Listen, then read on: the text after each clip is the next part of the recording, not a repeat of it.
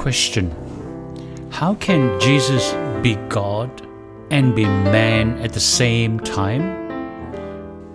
The Bible tells us that Jesus is both divine and human. That is, Jesus is the God-man. Before we explore that question, let's look at why Jesus became human. Jesus took on humanity simply because, as God-man, that is the only way he could defeat the power, the penalty, and the presence of sin and death. Hebrews chapter 10, verse 1 to 10, and 1 Peter chapter 2, verse 21. This is one victory that Jesus Christ as God and Jesus Christ as man can defeat, and no one else. Now let's explore how Jesus can be both God and man. Now some would consider it as a contradiction, but if you think about this way, it may not necessarily be a contradiction. Think about it as a stick having two ends. Is that a contradiction? Or a pepper and a salt shaker in one unit? Is that a contradiction? Both ends of the stick are totally separate. Both containers of the salt and pepper shaker are totally separate. Would you then consider that as a contradiction? Well, no.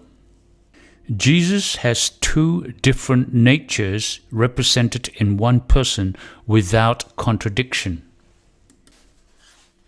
See, Jesus has two natures, two distinct natures, and two distinct wills, a deity and humanity.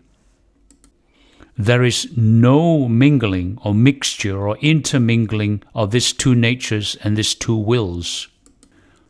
Both of these natures are necessary for the redemption because as man, Jesus acts as our perfect sacrifice.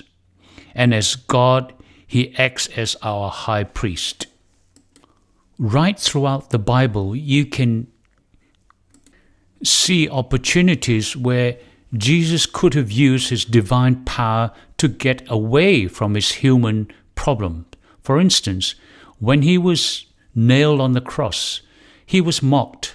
He was challenged by the soldiers to say, if you were the Son of God, come down. In essence, he was challenged to use his divine power to get out of his human problem.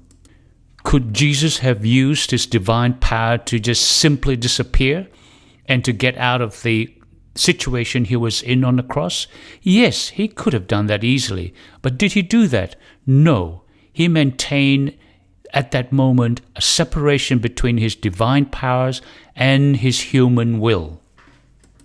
He didn't do that because Jesus knew he had a job to do. He had a job to pay for the sins of all humanity. His job was to die as a perfect sacrifice for all humanity in the body of a human. In essence, the second nature or the humanity of Jesus Christ was an addition to the person of Christ, not a subtraction from his deity. Jesus was God first, and then he decided to take on humanity secondly. In short, in the mind of Jesus, it contains a divine inspired will. Look at John chapter 2, verse 18 to 19. And in the mind of Jesus, there is also a humanity felt will. Look at Matthew chapter 26, verse 39. In short, Jesus had both divine will as well as human will. In becoming human, Jesus exercised his divine will as a Son of God by relinquishing his glorious estate. Then he freely chose to live and die for the sins of the world in accordance to his human will. So what we're saying here is every time Jesus Christ employed a divine or a human attribute, he first willed it from either his divine nature or his human nature. So when Jesus became a human, he neither diminished his deity or infinite will, nor manipulated his humanity or finite will. Jesus maintained both the divine and the human nature. This is a necessary process for Jesus to save us. The Bible, it affirms, and I quote from Hebrews chapter 2, verse 14 to 15.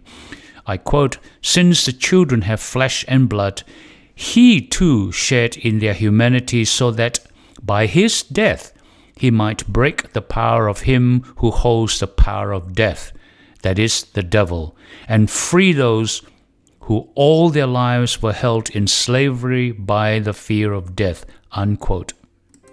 Isn't it wonderful to know? Isn't it wonderful and how amazing it is to know that Jesus didn't come to be served, but came to humble himself to the point of dying on the cross for you and for me. He did that because he wanted us to relate to him as a human, and he did that because he wanted us to worship him as God at the same time.